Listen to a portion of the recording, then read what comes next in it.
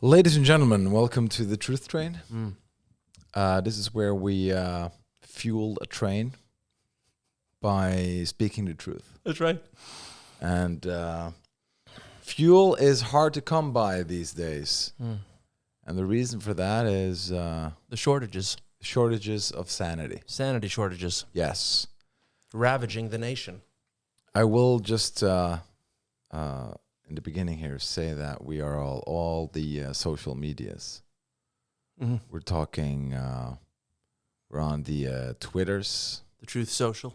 We're on Truth Social. That was the punchline here. Okay. Thank you. We created an account, Truth Train Podcast, on Truth Social, which is a fine platform, by the way. Yeah. It's very good. So Dex, bring us up to speed. Well, as you know, this is where we discuss the big questions, right? What's wrong? What's right? You know what I mean? What is appropriate? What isn't? Those are all big questions. Yeah, and also, where are we going? Where have we been? And where are we now? Can you give an example of a small question?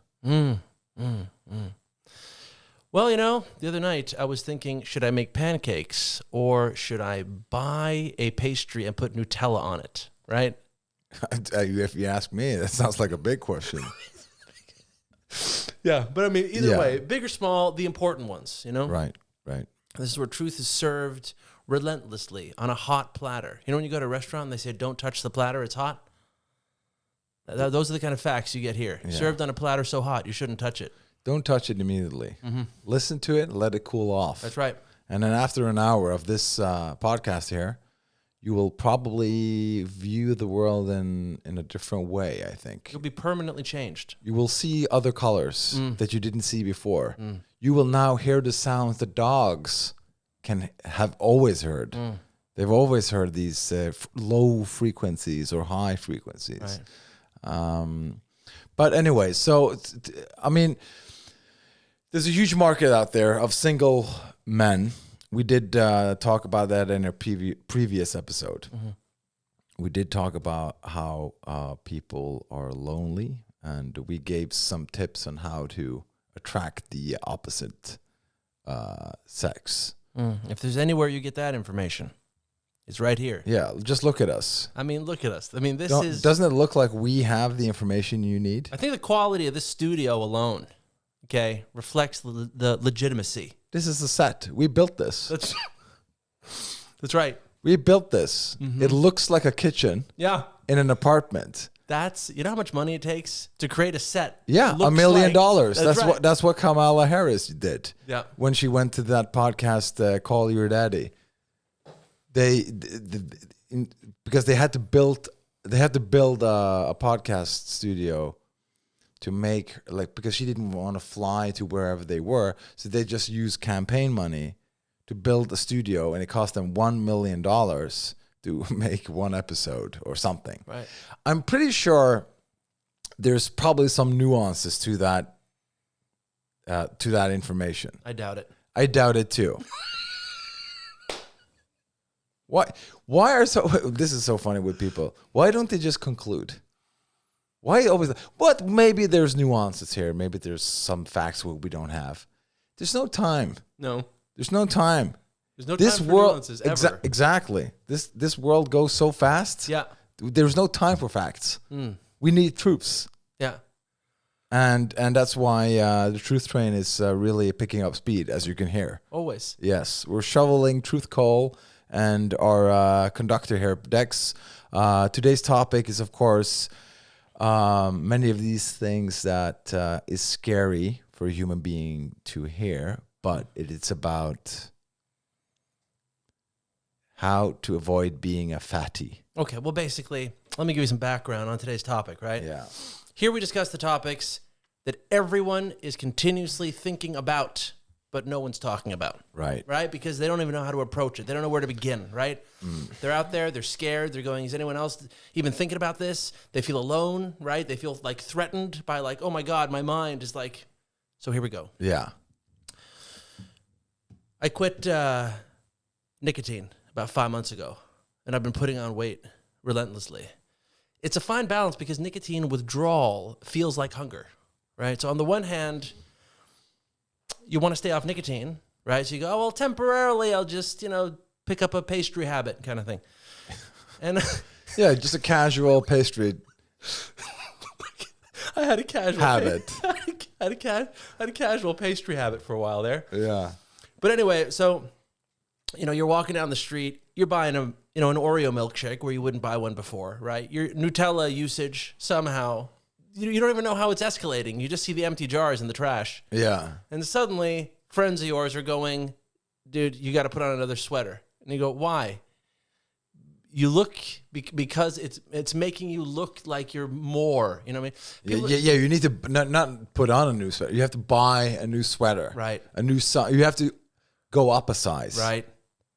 So the big question in today's episode is, how do you know when you're officially fat? When you see coroners, like you see medical personnel, they're working on a guy, CPR, you know what I mean? Come on, clear, and they're shocking and then suddenly they go, call it 11:53, time of death. Right. So when do you go from like being chubby, maybe I'm fat, maybe it's water weight, who knows? I'm going off nicotine to just now I'm fat and I need to do something. Because you did claim in the beginning, because I did tell you, I did allude to some weight gain. I did allude to it. There was illusions. Alluding. Illusions were made. So I said, "Hey, what's going on here?" And which you responded, and which we responded. You responded, "It's just a lot of water." Because and hormone imbalance. And hormone imbalance, because I quit the nicotine. And I said, yeah, like how much water are we talking about here specifically?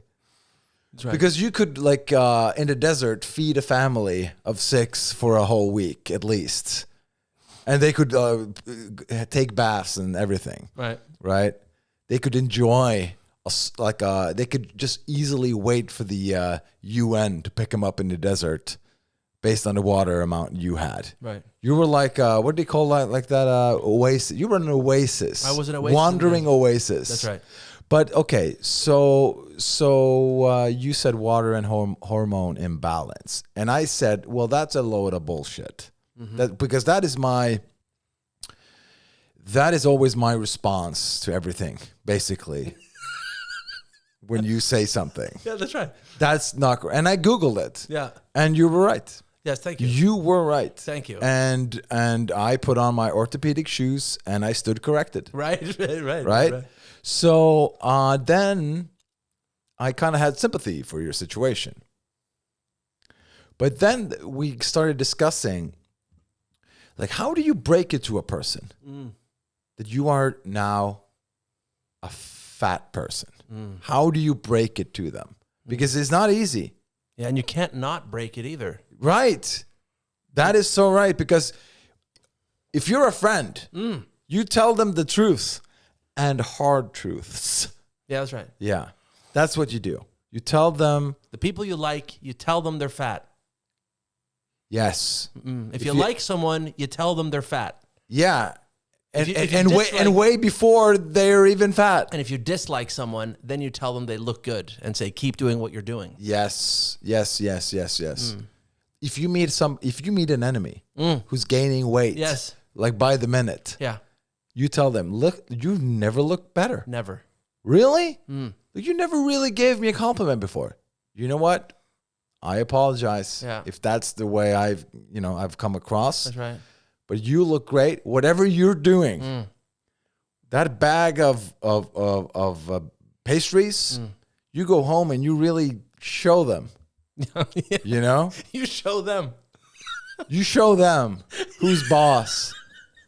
You show that bag of pastries. Really? Do you think so? Yeah. Yeah, you should. So you encourage your enemies to eat more. Right. That's what I think you should do. Always.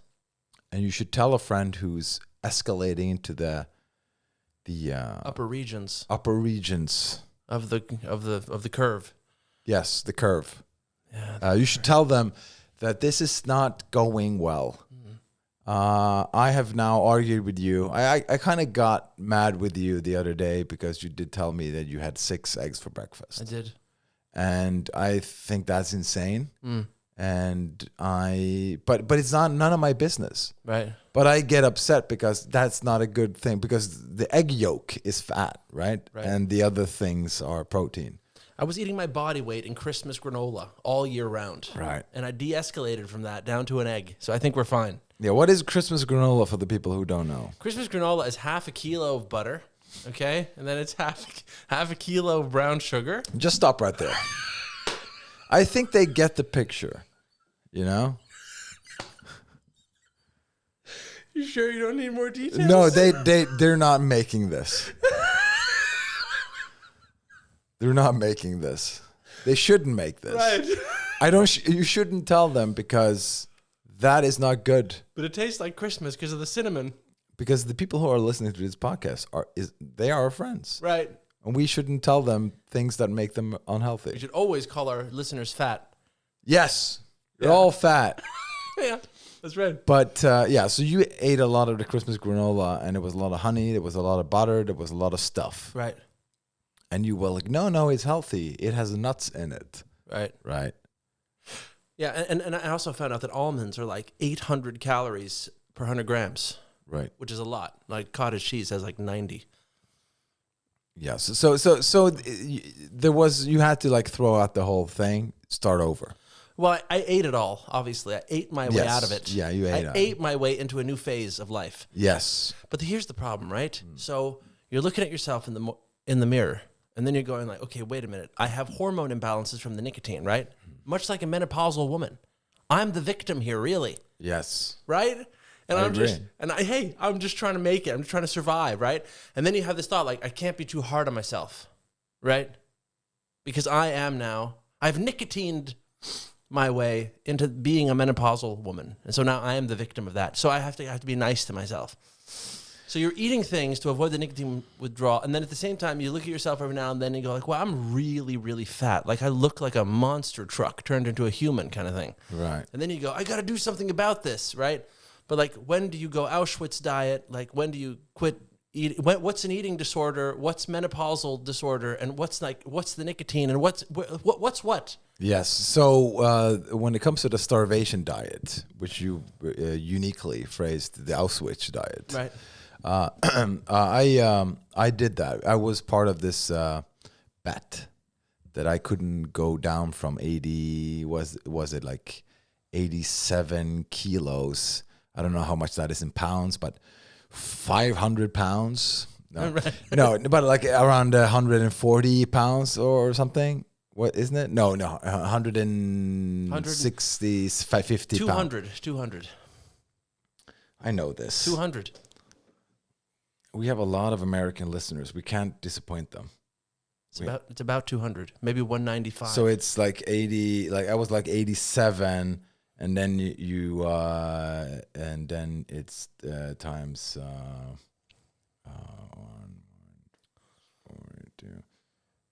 195 pounds. Sure, I couldn't do that. Okay. But anyway, so and then I can lose like that. I had like 3 months to do it, maybe more even. I was like, yeah, okay, I'll do it before Christmas, no problem. Mm-hmm. And then like, how is the weight loss going? And I said, I'm good. I didn't lose any weight. I was just like, yeah, I'm gonna do it. Don't worry about it. I'll start running. Mm-hmm. And then they're like, how's the stuff going? I was like, it's like 1.5 months until the weigh-in. And I said, shit, right? It was like $1,000 on the table, Right. right? So there was money involved here. Nice. And not only that, but the honor. Of course. The honor of like friends laughing at you, pointing that you can't do it. Right. And you want to just shove those. You don't have what it takes to be an Auschwitz prisoner. Exactly, Yeah. right? So I want to prove them. Of course. So I just woke up and today I'm not going to eat until dinner. That was the thing I did. So what I did was I ate, and I had a milk in my coffee. That was the only thing I did until dinner. And that hurt for about a week, right?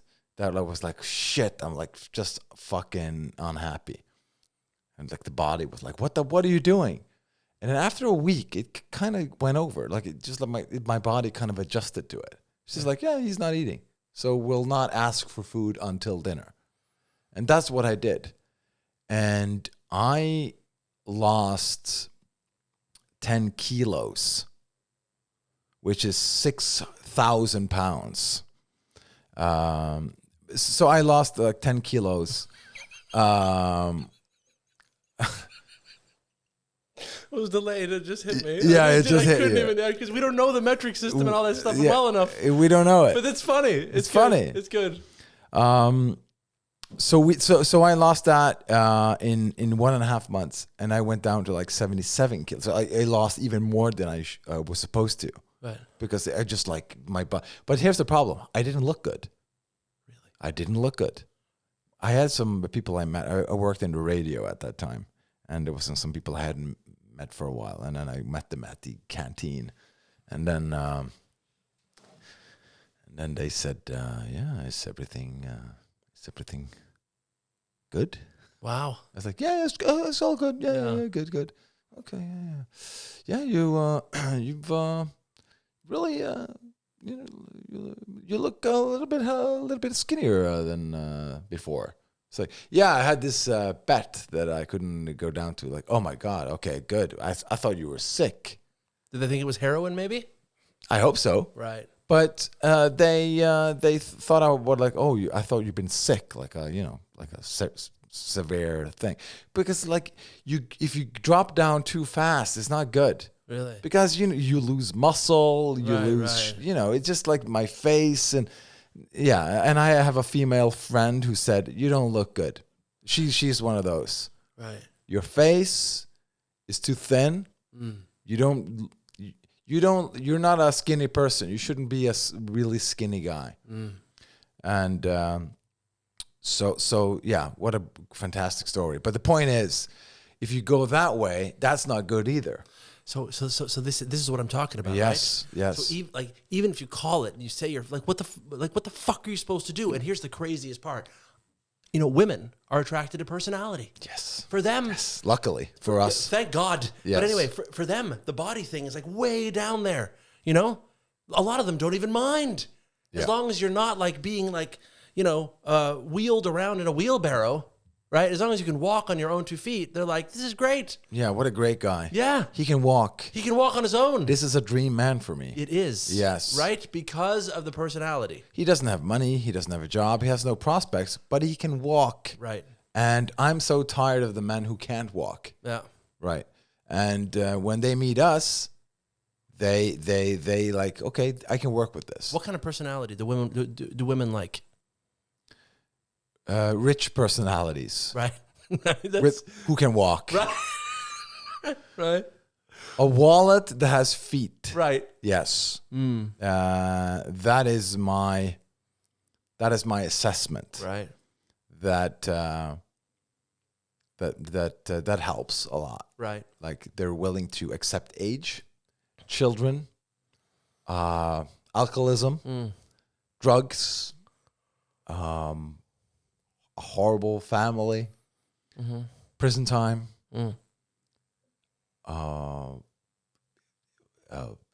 bad temper, domestic abuse. Even there was a guy on Tinder. He posted that like I did prison time for domestic abuse, and he was really, really good looking. Yeah, he was just bombarded with messages. Yeah. He had money too, or no, just really good looking. Actually, it was more of he looked like a model, so it was kind of like people would just pay him to show up places. Like that's how good looking he was. I mean, it was an experiment kind of thing. Right. Okay. So yeah, but as long as you have money, you can be all of those things that I just mentioned. Right. Yes, you can throw the TV out of the window because whatever it is. But as long as you're paying for that next vacation, right, you're all good. That's right. Yeah. Fuck. You know what bothers me the most about people? What? All humans are lacking massively in many, many departments. Right. Me personally, I'm one of the most pathetic people I know. So the extent to which you can admit your own patheticness is what makes you delightful. But when people walk around and they have just fucking terrible ideas and they're just like, my hobbies are traveling to luxury hotels. I'm just like, you fucking... So what else do you like to do? I like eating at expensive restaurants. I'm like super unique. I'm like, God damn it. And then it'd be one thing if they go like, I know what I'm saying is retarded, but I like it. That's one thing. But they don't say that. They go, I'm amazing. And that's when I just have a lot of empathy for like dictators who like, wipe out entire cities. Cities. Yeah. The dictators who focus on cities only. The city-oriented This city will not stand. It's too much blogging and narcissism in this city alone. But I mean, the suburbia, no problem. I have no problem with that. Or the countryside? Countryside, beautiful. Yeah, a village can never have a problem. I mean, who doesn't love a village? You can't define a village. Exactly. But a city. City you can define. Oh, but anyway. Yeah. So then just one more thing while we're on the topic, right? Because like we've talked about quotes before, right? And the thing that bothers me so much about quotes is that every single quote, like just as an example, that Gandhi quote, like be the change you want to see, every single piece of shit human, like every prisoner in San Quentin reads that quote and goes, that's me. It's amazing. Hitler would read that quote and he'd be like, that's totally me. Oh my God, that's amazing. So they're all useless, right? So just the idea that every single quote makes you feel good about yourself. And here's the craziest part. Most humans can never change, right? So when they're confronted with who they really are, what do they all do? They just change the story. Oh, I had ADHD the whole time. So like none of it was my fault. I had to kill those people. Yeah. Like my ADHD made me. So this fucking idea that a lot of quotes just offer people a way out of changing when what they deserve is massive amounts of pain, like the magic that is psychiatric drug withdrawal. So an example would be, right? Like, oh, I can't believe, you stole all my money, burned down my house that's not insured, and peed all over my wedding cake. Yeah, but I'm on a healing journey. Wait a minute. Wait, just stop for a second. So this person burned down the house. And while you were attempting to put out the fire, this person peed on the cake? That's right. Can you believe it? And you had a wedding at that day? It was on my wedding day, too. The wedding day. I mean, that's a horrible person. But apparently they were on a healing journey the whole time, so we can't criticize it. That's okay. fine. Well, yeah. I would agree with that healing journey. But that screams healing. It screams healing. Like, well, why would you choose to piss on a cake? I don't get it. Like, I don't get what. Like, you've caused so much commotion. Let's say. Why would you finish off with Why that? would you do that? Why wouldn't you wouldn't that be enough? You would think burning down the house would be enough. Yeah. Oh, no, but listen. Oh, shit. Can I tell you the one thing that permanently changed my life forever? Please. It's so painful to talk about, but Yeah, don't cry. but I listen. I was on social media, like getting enraged by people and the stuff they were writing.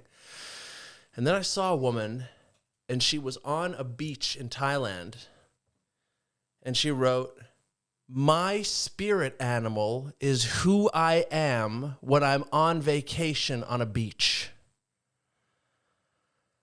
And the amount of rage, the amount of genocidal rage that I felt reading that was far and above. Like, I think there were no genocides really throughout history. There were just a bunch of people who quit nicotine. Yeah. And just couldn't not follow their impulses. Right. Because just my spirit animals, I want to feel amazing all the time. That's my hobby. Like, fuck, man, we need so much. Say it. We need so much suffering to get people back on track, Yeah? I feel like I've suffered a lot, and I'm still pathetic, but most people haven't even started suffering. Let me just because I'm not. You're not entirely wrong. How many bloggers were there in 1943? Exactly. Right. Right. That's just science. That's science. How many bloggers were there in 1915? Again, just science. Why? Well, there was a world war. Exactly. That's right. And then So now people have real problems. now they have real problems. That cake at that restaurant, Yeah, there's no time to take a picture. that's right. Okay? Yeah. Because the bombs are falling, right? You can't go out in London and then people did, by the way. They in London did go out and drink, even though there were bombs and stuff falling down, Right. because they had to, course. right? They need to have a good time. Yeah. I would be one of them. Yeah. Of course.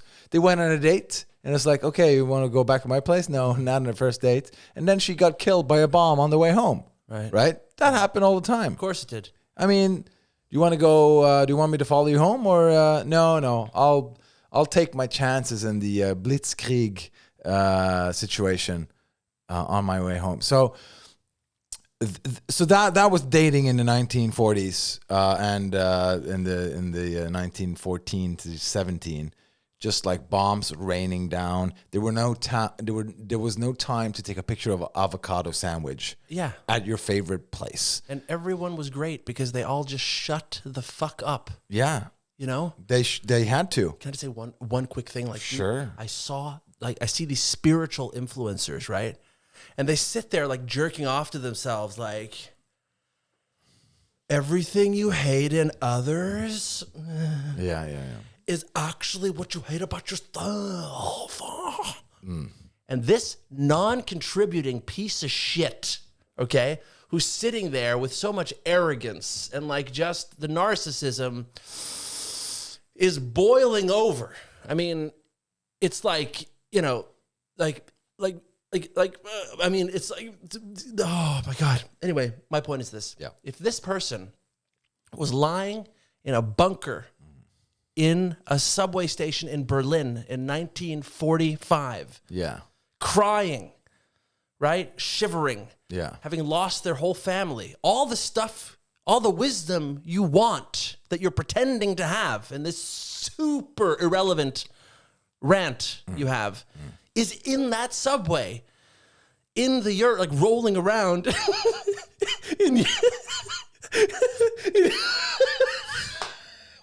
in mud and urine while you're being bombed from above. There's a lot of pee in your stories.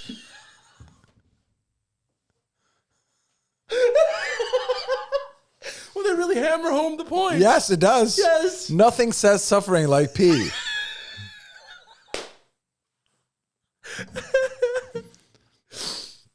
Yes, that's all I'm saying. But don't Yeah. you agree with me? Oh, I mean, it's impossible not to agree with you. Yeah. Yeah. Thank you. Yes. Like, again, Yeah. how many people took a picture of their vacation when they were sent to the gulag in 19 whatever it was, right?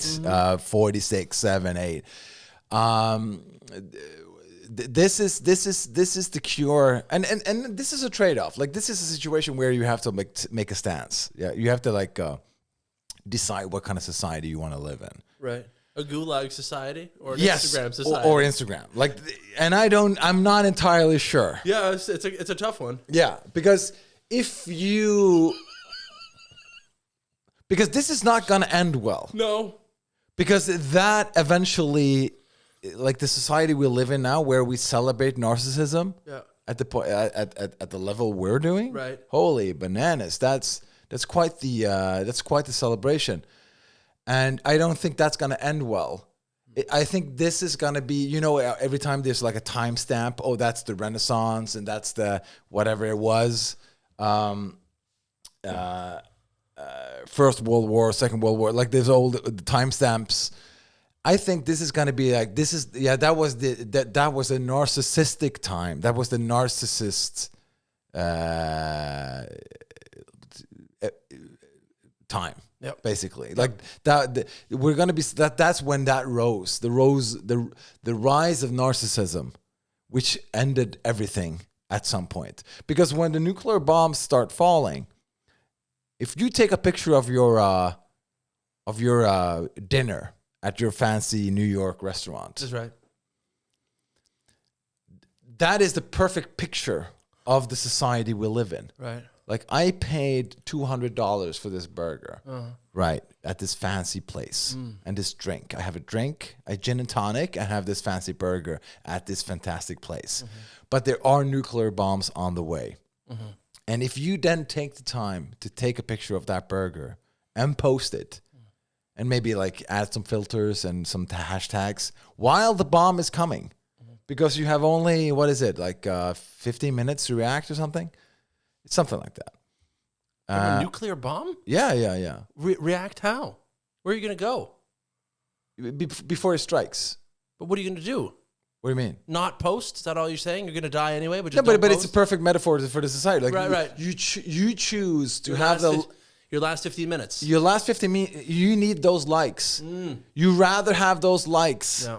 than running into that bunker to be trying to at least escape the nuclear holocaust. That's right.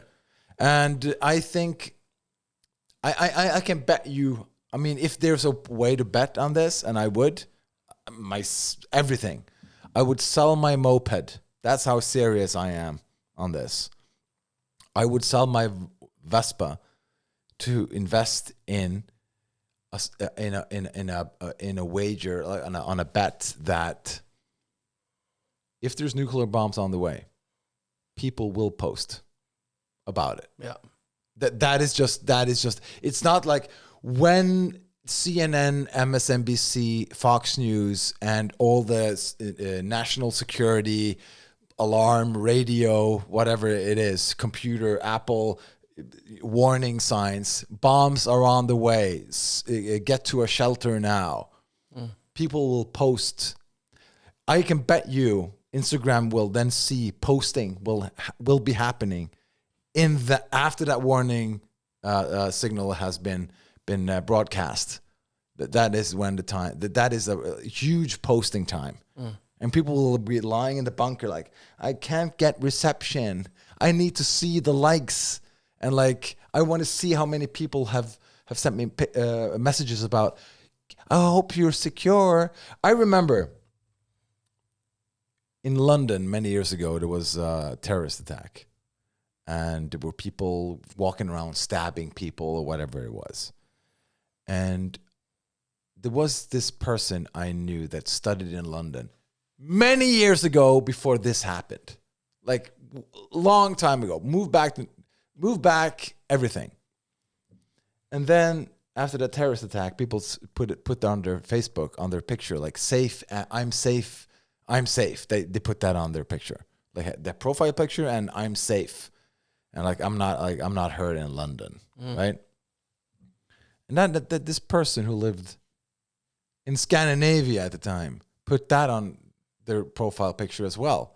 I'm safe and secure. But you live in another country, and you've been doing that for many years. But people wanna be a part of the. They want the likes. They want I'm so happy you're secure. But you haven't lived in a fucking city for, like, you haven't been there for like 7 years. Why are you feeding on this? And that's why I think it's inevitable that it's going to be a tragic end here. Yeah. And in some way, we kind of need one. But is it tragic? That is, again, right? Because here's what, like, we live in a world now where we take mass murderers like Idi Amin, right? And we say he's crazy. Yeah. Is he? When you're looking at this kind of behavior, is he the crazy one? Is he? I think he's pretty crazy. All right, fine, maybe a little, but he threw out a lot of Chinese people, Pakistani or Indian, I think. Oh, and also Chinese. Okay. Well then, never mind. I mean, how dare he? Yeah, that's crazy. No, but I'm not sure what he specifically did. I know he had a lot of stuff going on, and eventually died like a, in a revolution or whatever it was. I don't know too much about that. All I'm saying is he had no problem killing a bunch of people. So, That's true. That's true. But I think there's worse examples, right. you know? Of just people who killed a lot of people? Like Yeah. Jim Jones, maybe? I mean, I think Idi Amin killed more people than Jim Jones. Paul Pot, maybe? Paul Pot is a good one. Pol Pot. I'm just saying, look, when I see people sitting on these podcasts, like, I'm super spiritual, my ego's like super small, and like everyone should listen to me because I'm gonna teach them how to live. Then you start to have a lot more empathy with violent, crazy people who wish death upon other people because it's just so annoying, you know? Did you know that he was 193 meters high? Oh, wow. Yes. Well, that changes everything. Yeah. I mean, I thought he was a low person, like a short person. That's right. But listen, tell me, this genocidal rage I'm feeling, I mean, are we all feeling it? Or is it maybe a nicotine thing? I think it's no,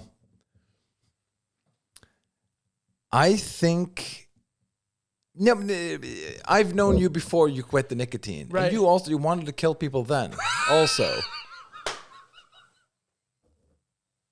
Well, at least I'm consistent. You're consistent. And women respect that. If there's something they respect, It's consistency. I mean, you can throw money and walking in there, but nothing compares to consistency. That's right. That's right. He was the same a year ago, you know? Exactly. Yeah. But like, what? Like, I'm just like, man, this whole idea of just like, everyone's toxic but me. I'm amazing. And it's just like, you know, like, it's like, fuck, man, these people, like, how is this all going to be corrected? That's why I believe in God, by the way, because God has to come down and correct all this. Yeah, this is too much. Yeah, he killed between 100 and 500,000 people. God? No, Idi Amin. Right. I think God killed a little bit more. Yeah, he did. Yeah. I think but in a way, he killed them too. Right. Yeah. So that's Idi Amin for you. Yeah, I guess. 500,000. I mean, that's not. I mean, compared to Stalin? I mean, you can't compare it to Stalin. I mean, Mao, Stalin, those guys, they really had something going. They really did. There was no Instagram there. Hey, let me tell you this. Right. When Stalin was in power, okay, nobody had any. I'll put it this way. There wasn't one person on a healing journey when Stalin was in power. They were not on a healing journey. Right? No, they were just on a journey to try to find food. That's it. That's it. And also, if you picked the leftovers in the fields and the commissars saw you, you were executed. You're right. Right? And so no one in that kind of an environment, when you're trying to avoid execution while you're trying to get like a fraction of, you know, a pumpkin root out of the ground, Right. thinks like, I should totally tell my friends how I'm doing after the terrorist attack. Yeah. You know what I mean? Exactly. Yeah. Because you're now getting executed. That's right. There's no time to worry about the likes. Hence the better society in a way. But I think if you're getting executed and you have your phone on you and you're posting, hi, getting executed in a couple of minutes, follow for more. Yeah. Yeah. If you do that, Yeah. you will probably look at the likes right before they turn on the button. I could respect that actually. They're like, how many likes did I get before I die? Yeah. Oh, only... And you'd be disappointed no Only matter 15. what. That's right. Well, I mean, it's a bad posting time. Yeah. I should post this around 7 o'clock. That's when people get off work and stuff. So Can we postpone my execution? Why? I need more likes. Yeah, and also I want to boost my Tinder, and that's best between Mondays 9 and 10. Yeah. I mean, that's if there's a choice between counting likes and getting your last meal, I think people would choose the likes. I think so. By the way, I was reading something, and a lot of people, as their last meal, want McDonald's. Really? Yeah. And I thought, wow, what a shitty food, blah, blah, blah. But it's not about that. It's not about that. What do you think it is? It's about childhood memories. Exactly. It's about the Happy Meal. It's about the happy meal. That's I right. mean, don't you want a happy meal before you get executed? They do. I mean, you get a toy. It brings back memories. Nothing screams Happy Meal like death row. Exactly, because when you were a kid, because they get you when you're young. I mean, that's the genius of McDonald's. They knew that if we get you young, you get your little burger there. It's not great food, but it's the whole package. You got a little bag. You got like colors. There's like a Hamburglar figurine. exactly. Isn't that Burger King? No, Hamburglar and That's McDonald's. like and Yeah, like the all big, of those. Yeah, the big purple one and they kind of went away from that, didn't they? they did. Yeah. It's only Ronald left. Probably because diversity, equity, and inclusion. Exactly. I heard he's a transgender. But the point is, I understand that they want but wouldn't you rather have like some home cooking instead of a Happy Meal? You would think so. Yes. You would think so. Like if I were to get executed, I would like my mother to come make some like meatballs or something. Yeah. It's not the best food in the world, but it's comfort food Yeah, but I don't think they're gonna let your mom into your execution. to make food. Yeah. Oh yeah. Let his mom into the prison kitchen. To cook for him one last time. I don't think you would want your mom in a prison kitchen. Yep. I think so. Yeah. I'm not. What McDonald's would you get for your last meal then? Right. Think about that for 1 second while I just say one thing about these fucking hippies. You know what really bothers me about these people? See, the thing is, like, I have so much hate inside me. And then you think, well, that's not good. You're a hateful person. No, all of us do. At least I just admit that it's there, right? Yeah. And I don't pretend and I just let it out. Yeah. But these people, these fucking hippie people who pretend, oh my God, I'm so sage and calm. You fucking, I swear to God, man. These people need a lot of help. Do you have any me. weapons?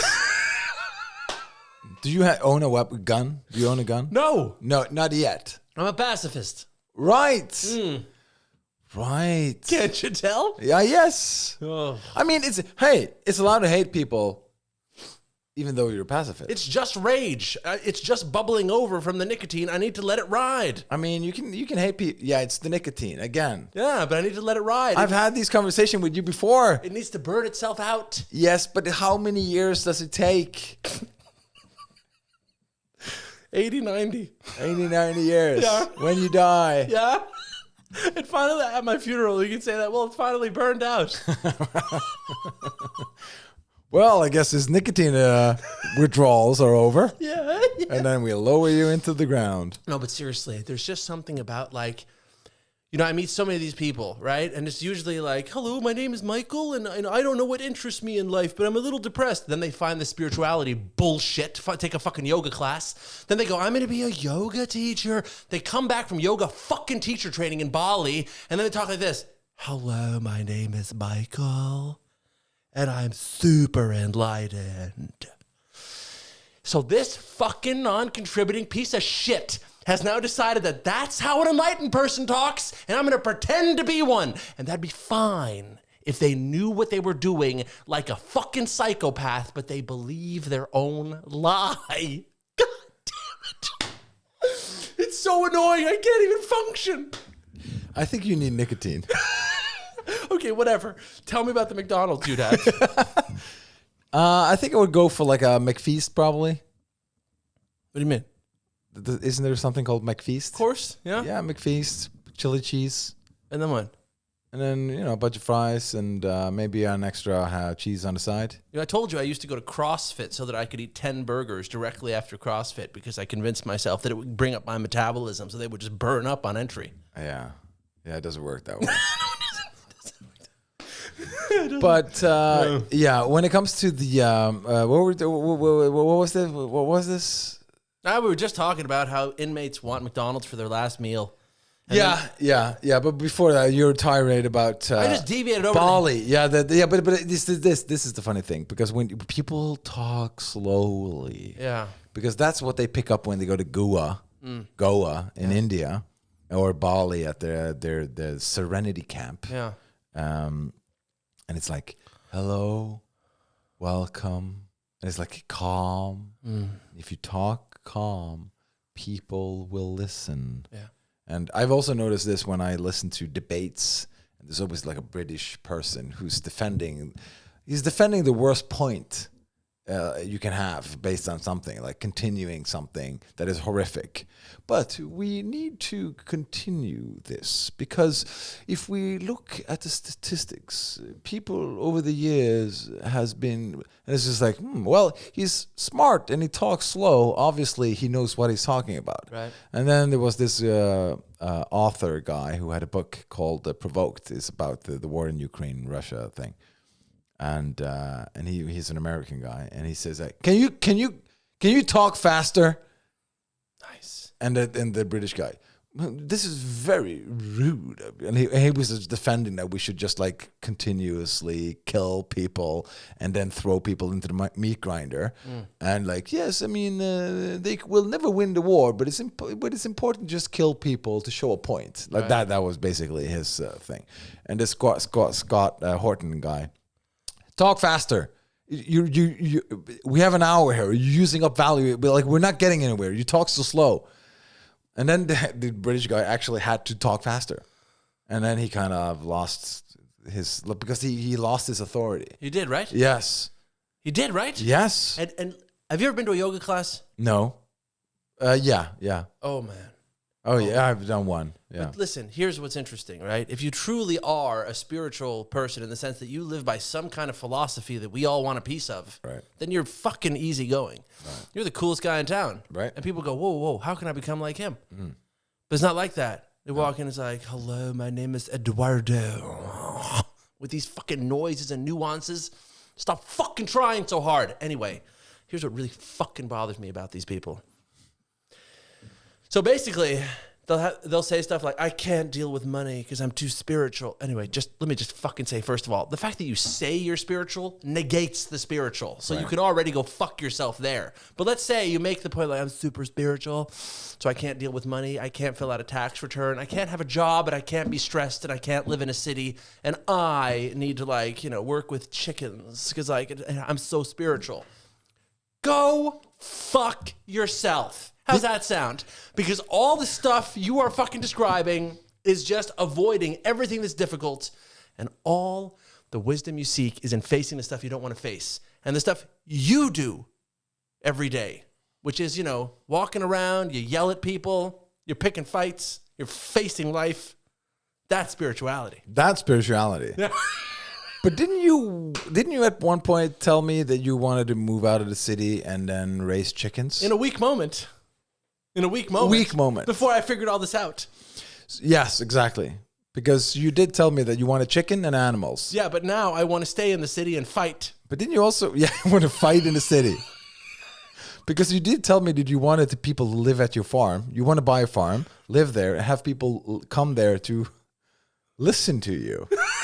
Wasn't that a part of your thing? Well, at one point I did want to start a cult because these people are so goddamn gullible that I know all the stuff they say. They're extremely predictable. Right. So it was a business idea. No, well, first of all, here's what's interesting, right? They're like, oh, I just want to be free for myself. All I need is LSD and magic mushrooms and an infinite amount of ayahuasca, and I need frog poison, and I need marijuana, and I need cocaine, and ketamine, and this and that, and it goes on. So they're drug addicts, basically. Then it's just like, oh, and I need to dance all the time. I need to dance. I swear to God, man. I hate these people so much, and I don't think that's the nicotine. I think that's the sanity screaming. I think it's sanity screaming also for help. But I would say this. The beauty of being in a cult, right? Yeah. If you were in a cult and if you created a cult to lure people in, Yeah. like you got them in there, you talked slowly, you went around in like this girdle kind of thing, or like big Robes. Yes, robes. And then they like, yes, he's the second coming. He's everything. He's David Koresh too, right? And then you tell people, okay, everything I've taught you, everything I've done here is bullshit. I just wanted to show you how gullible you are, how easy persuaded you are to like how weak you are in your brain tank and how soft your head is, that I can shove my bullshit in there. Have you learned something from this?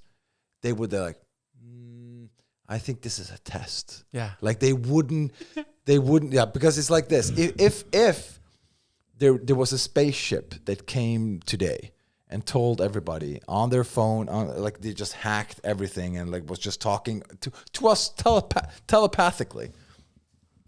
There is no God. We created you a couple of million years ago. We planted a seed here and we wanted to see how this is a research facility basically, right? And yeah, it's good. Yeah, this is what we expected. People were like, no, I think it's Jesus. I think Jesus, or it's Allah or whoever you believe in. It's like, no, this is a lie. You couldn't. The Republicans wouldn't suddenly. Well, I mean, hail Grog, or hail Xanos, like our God from space. People would still believe in the yoga retreat. People would you can't persuade people when they've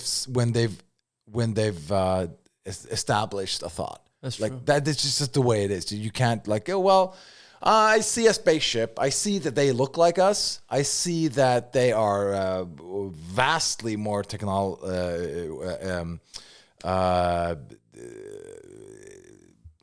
advanced, whatever. But it's Jesus. It's Jesus. And so what I'm trying to say with this example is that I think you alone can't win this war. I think you alone have a problem winning this. Yeah, but I can profit by telling them what they want to hear. Yes. So I think I was gifted with the hair, and I just need to grow out a big mustache. Yeah. And then tell them like you're super special and like you're here to fulfill a purpose, and like all you have to do is smoke pot and like not work. Yeah, just give the money to us. I mean, listen, and you get Social Security, you give it to us. Yeah. And then you just lie down in the grass on this farm and feed a chicken forever. Yeah. Yeah. And I want to feed chickens and give my money and away. Just funnel it all down to the Cayman Islands. Yeah. And because we have our business plan is to, of course, while they are feeding the chickens and sending us their money and like, we'll be with you next month because we're on a spiritual journey. Oh my God, they're in Nepal. A healing journey. Yeah. And we're actually we're probably going to buy Epstein Island, I would imagine. Of course. Right. And use that dome because you're unvaccinated. So we're going to use that as this dome where you impregnate women. Of course. With your mRNA free blood. Right? Yeah. And their husbands are like smoking cigarettes down by the bar, which I'm catering. Of course. And while they're getting inseminated, and while there's like blind monks waving like these smoking whatever it's called. Hey, and they have chants with like no eyes because they have to peel out their eyes because they can't witness the animal coming out from the shadows with chains on him. That's right. Around his neck, arms, and legs. And when the woman is lying on that stone, like slab, yes, and where you come to impregnate them, and then they walk out like through the door. 16 feet tall, and then and they're like, how was it, honey? Yeah, I probably got the kid now, so we can now go back to the States. Yeah. And that's our business plan. Yeah, but then we retire on the oil rig. Yes. Right? We do. Because then it's international waters. Yes. Because you need to bring the money somewhere once they're onto you. Yeah, we need suitcases with money on a platform where we can't use the money. Not an abandoned oil rig, but it's not even about the money. It's about beating the government. It's about beating the government. And because of these kinds of ideas, this is why we're certified to tell the truth. Exactly. That's right. And people don't think like this. People don't think big. It's not that the people don't think it. They don't dare think it. They don't dare think it because they're down in Bali, all right, in their fucking sweatpants, hearing nice thoughts, okay? Yes. So based on all of this, what we just been talking about, how do you break it to a person that they're too fat? Right. I think you just got to say it. Right. Yeah. I think we took a left there. All right. Yeah, maybe. I don't know. But I think at the end of the day, it's this, right? I think it was nice to take that little detour through that, landscape of like, irritation and hatred for like all the right people. We hate the right people, right? And I think that's a great way to hate. Because those fucking hippie people, right, who avoid everything uncomfortable. That's the definition of being a hippie. Right. Because ironically, the psychopaths on Wall Street are more spiritual than the hippies because they're doing difficult things all the time. They are. Like heroes. Anyway, so the fact of the matter is we hate the spiritual people who avoid everything difficult. And so if you want to, and here's a truth that most people don't recognize. If you want to hate a certain behavior, your behavior has to be the opposite. At the end of the day, I think you just hedge your bets. If you see someone is just slightly overweight, just call them fat. There was a female bodybuilder friend of mine. She said to me, you have big muscles. They're just really well hidden. Right? That's a really undercover way of saying you're really fat. And she also said, you look like a gym bro who took your bulk too far. Right? So Right. The bulk. Right. So I look like I started bulking, but I never stopped. Right. Anyway, so these are still too kind in a way. Nothing screams anti-hippie like brutality. So that person sitting in this fucking healing journey podcast, like, I have a lot of opinions. If you want to be the opposite of that, which we all do, be brutal. Tell them, you're fat, you're fat, you're fat. Everybody's fat, and fuck everybody. That's how you break it to them. You're fat, and fuck everybody. What a great tip. What a great advice for the young people who are listening. Thank you. It is. So if you're a good friend, but I think you should. When somebody's gaining too much weight, as you very perfectly eloquently stated, that your bulk has gone too far. Right. Is that I think you should cut back on the calories because this is I think a negative trajectory here. Right. And I also think that you should be honest. You should tell them that this is not great. And but luckily for you, I have, if you want to listen, some advice for you. Right. But what would you do when that person do not listen to any of your advice at all? Let's just take a hypothetical. You have a friend who's eating, let's say, too many eggs every morning, right? And your friend is saying you eat too much eggs. You should cut back on the eggs. 2 eggs is more than enough for a breakfast. Right. And then your friend the next day not only eats 6 eggs, he eats 7 eggs. Right. He's doubling down. What would you do? This is a hypothetical. Of course. What would you then do to that guy or tell that guy? All I know is that when this person inevitably in the future is classified as morbidly obese, I know I did something and I can sleep at night. Yes. Yeah. That's what I would do. It's a sleeping pill, really. But if that guy goes on dates, but he never gets a second date because he's lying to the women, because he lies on his, let's say, situation, right? Appearance-wise, right? And they're like, yeah, this is not going to work for me. Right, like he really expanded since those pictures. Yeah, these pictures. Yeah, what do you do? Like when picture lies on the dating apps, what do you think is a perfectly honest response when a woman or a man shows up overweight? Or not even that, but it doesn't look like the catalog. The thing you ordered is not the thing you got. It's a tough one. Yeah. What do you do? That's a really tough one. But you're the only guy who can answer this. It's true. I am an expert. But even What do you do? Even the experts are having a hard time. Listen, at the end of the day, looks. When it comes to the looks, it's really, really. Oh man, if someone isn't good looking, it's hard to fucking be told like you're not good looking. You know. I think I would just try to cut it short. I think the more important element is, what do you do if somebody smells bad? Right. Because here's what's interesting about it. Looks are so hurtful because you can't change them. Smell, that can be fixed. But for some reason, it's even harder to bring up than looks. You can say, you're not my type, but you can't tell someone they smell. Like those fucking hippies. They smell. They do. I mean, just look at them. They do. You can smell the smell by just looking at them. And it's all under the guise of, I'm so free. You're free. What about me? You're free. You're free to take a shower. That's right. But what about the rest of us? We have to be imprisoned by your terrible choices? I think you should be allowed. We should have a society where if somebody shows up on your date, let's say somebody looks like the people who guard the trash in Fraggle Rock. Right. The Gorgs. The Gorgs, right. And a person shows up and they look like the Gorgs.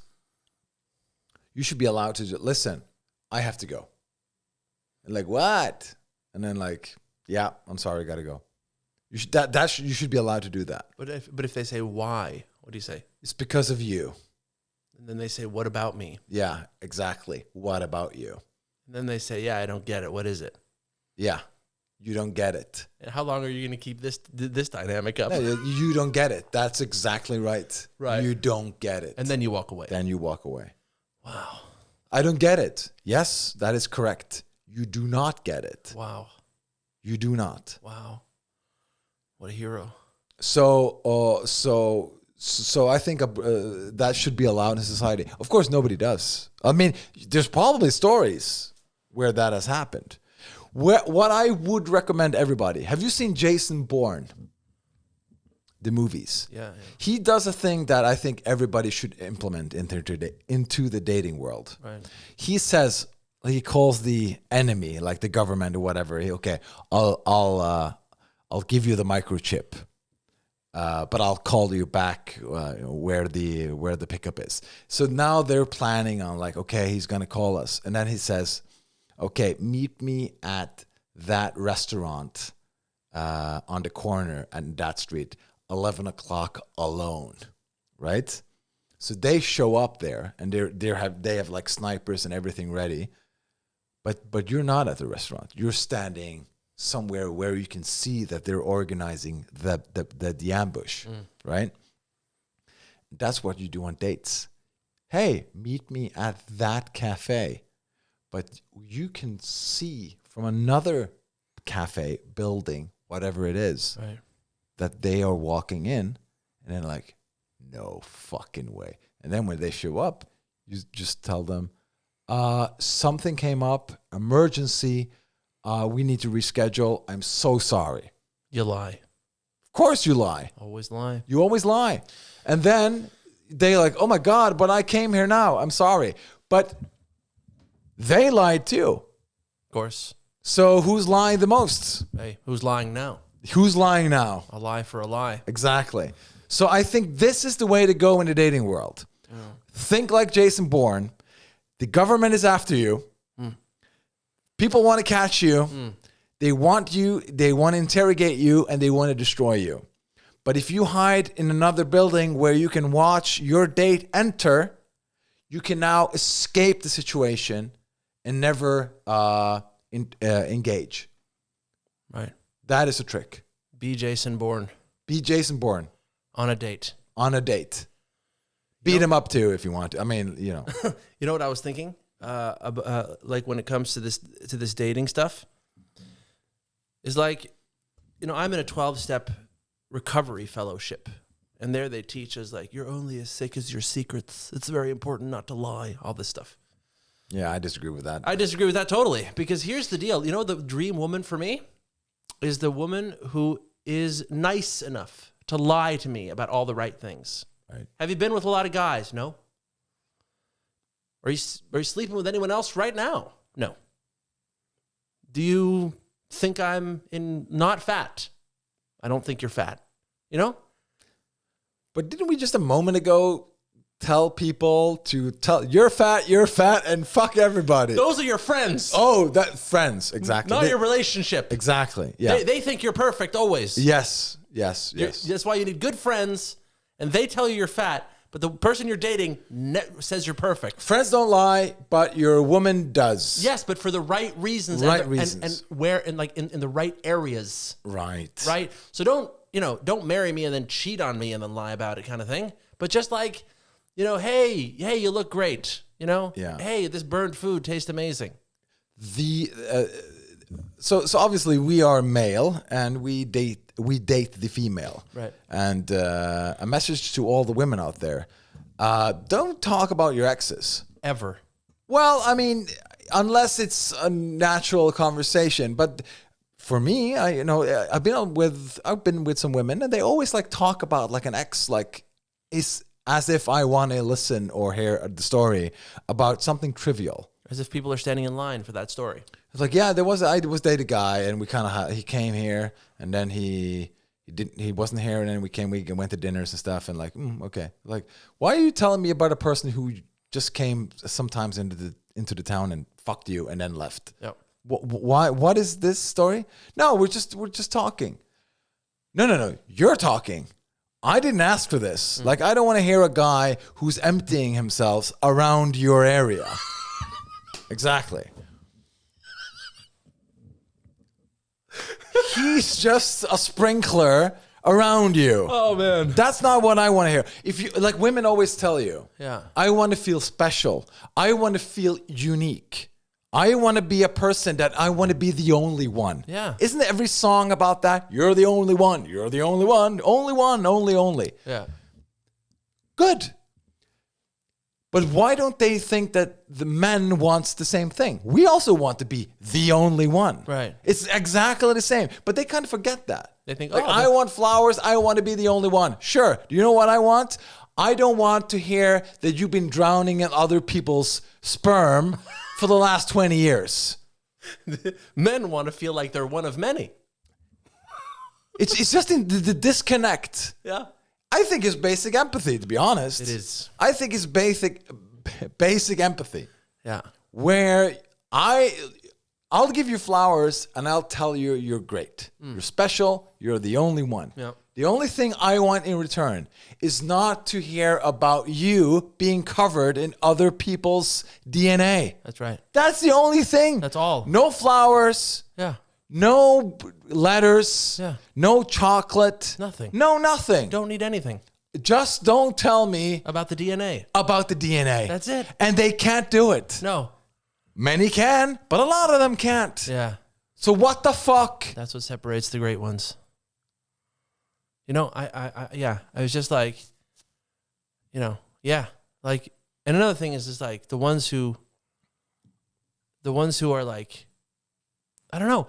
There was a podcast where this guy said like, because a lot of what I hear is people go like, oh my God, like I have all these weird like sexual fantasies about like your dad. And then I like had like, and you're just like, whoa, what the fuck's going on? It's like, what do you mean? I'm just being honest. Yeah, don't. But yeah. What's crazy is like people take a lot of pride in just like sort of dumping their stream of consciousness on you. And they go, I'm just being honest. I'm just being 100% myself, And it's just like, that's a very mean thing to do because the mind is an insane place.